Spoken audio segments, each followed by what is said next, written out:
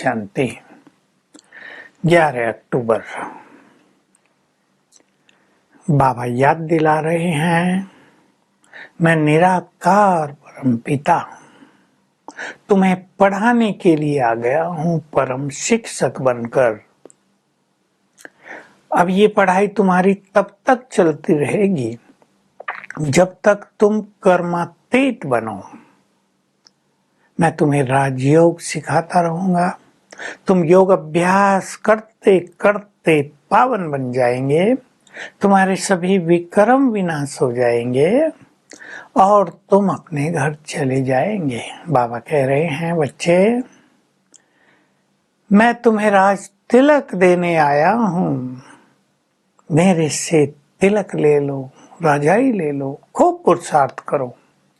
अगर योग में ढीले रह गए, पवित्रता में ढीले रह गए तो तुम्हें ऊंचा पद नहीं मिलेगा।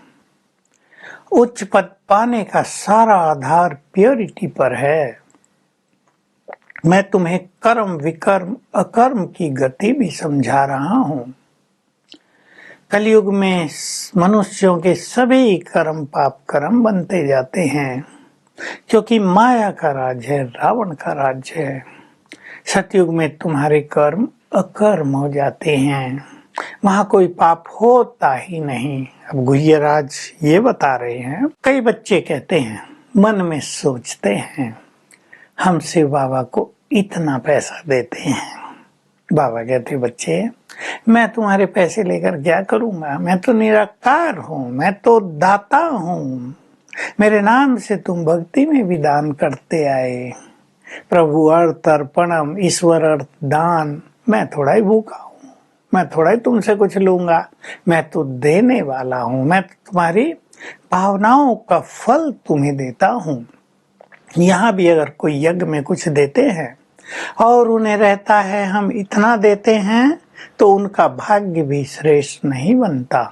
शुद्ध मन से यदि तुम नहीं दोगे तो तुम्हारा भाग्य श्रेष्ठ नहीं बनेगा। इसके लिए निष्काम हो जाओ। तुम तो अपना भाग्य बना रहे हो, अपनी कमाई कर रहे हो। मैं तुम्हें ज्ञान दे रहा हूँ, तुम्हें पवित्र बनाकर भारत में आदि सनातन देवी देवता धर्म की स्थापना कर रहा हूँ। सतयुग त्रेता में एक ही धर्म था, बाबा पूरा ज्ञान दे रहे हैं। द्वापर से ये अनेक धर्म आए। सतयुग त्रेता में एक भारत देश था, बाद में चलकर और देश बनते गए, विस्तार होता गया। शुरू में जब तुम देवी देवता थे, जब लक्ष्मी और नारायण का राज था, तो सारे ही संसार यानी भारत ही संसार था। आबादी 9-10 लाख रही। धीरे धीरे ये कल्प वृक्ष बढ़ता गया। अब ये कल्प वृक्ष बढ़ते बढ़ते, जिसे बाबा झाड़ कहते, वृक्ष बढ़ते बढ़ते जड़ जड़ी भूत हो गया। मतलब बहुत पुराना, पत्ते गिर रहे हैं, टूट रहे हैं, पेड़ सड़ता जाता है, सूखता जाता है, उसको कहते हैं जड़ जड़ी भूत। अब मैं फिर से नए कल्प वृक्ष की कलम लगा रहा हूँ, तो ये पुराना जड़ जड़ी भूत हुआ वृक्ष गिरेगा। तो मैं आ गया हूँ सभी धर्मों का विनाश कराकर एक धर्म की, देवी देवता धर्म की स्थापना कराने के लिए। वही तीनों सेनाएं इस टाइम भी उपस्थित हैं, कौरव, पांडव और यादव। वहां तो यादव श्री कृष्ण के वंशज को बताया। यहाँ बाबा कहते हैं जिन्होंने मुसल्स बनाए, मिसाइल्स बनाए हैं, वो यूरोप वासी पहले। मैं उन सब को आपस में लड़ा देता हूँ और राजाई का माखन तुम्हें दे देता हूँ। तो बाबा कहते हैं, बच्चे तुम काम चिता पर बैठकर जल मरे हो।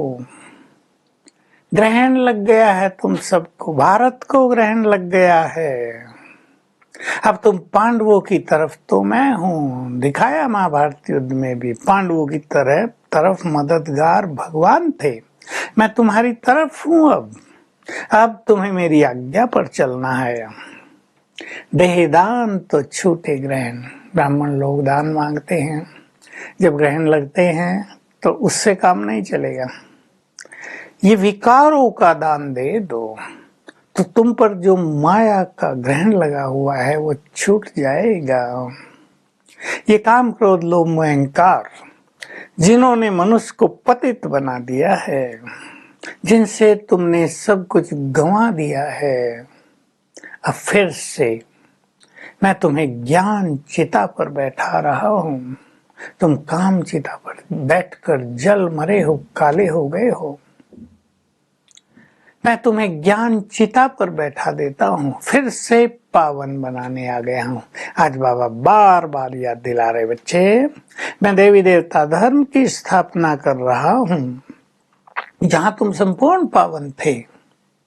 ये कल्प वृक्ष बहुत छोटा था, ये बढ़ता आया है, अब इसका विनाश। महाभारत लड़ाई तो सामने खड़ी है, ये तो भावी है, इसको कोई टाल नहीं सकता। फिर से ये दुनिया पावन बन जाएगी और तुम स्वर्ग में जाकर राज करोगे।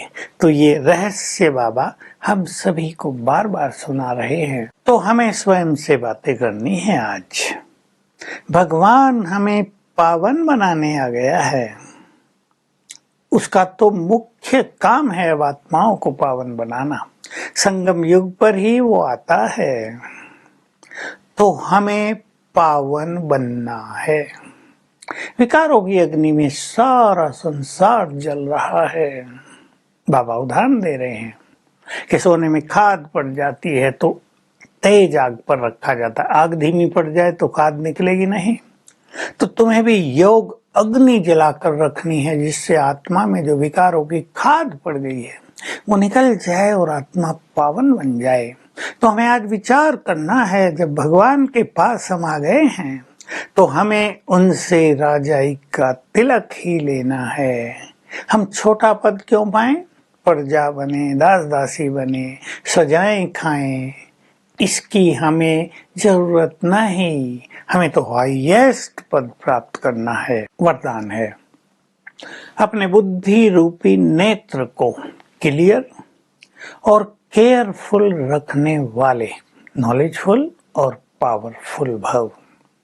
जैसे ज्योतिषी अपने ज्योतिष के ज्ञान से आने वाली घटनाओं का वर्णन कर देते हैं, तुम भी यदि अपनी बुद्धि को क्लियर रखोगे, मतलब कोई व्यर्थ का डिस्टरबेंस नहीं, तो तुम्हें भी टचिंग होती रहेगी कि क्या होने वाला है और तुम सावधान हो जाओगे, केयरफुल हो जाओगे। कोई माया का वार होने वाला हो, कोई परिस्थिति आने वाली हो, तुम्हें पहले से आभास हो जाएगा और तुम पावरफुल बनकर उन पर विजय प्राप्त कर लोगे। स्लोगन है, पवित्रता ही नवीनता है, और यही इस ज्ञान का, इस ब्राह्मण जीवन का फाउंडेशन है। तो आज का हमारा अभ्यास रहेगा, मैं परम पवित्र आत्मा हूँ, बाबा की श्रीमत पर चलकर मैं हाईएस्ट और होलीएस्ट आत्मा बन रही हूँ। स्वयं भगवान ने राजयोग सिखाया है, तो सर्वशक्तिवान की शक्तियों की किरणें मुझे आ रही हैं और आत्मा में जो विकारों की खाद पड़ रही, जैसे वो नष्ट हो रही, बाहर जा रही, वो काला काला धुआं मुझे आत्मा से निकलकर बाहर जा रहा है। हर घंटे में ये अभ्यास करेंगे, ये बहुत पावरफुल योग है, इससे ही आत्मा पावन बनती है। Om Shanti. To watch Peace of Mind channel videos on YouTube, subscribe us on youtube.com/tvpeaceofmind. Just a click for a peaceful life.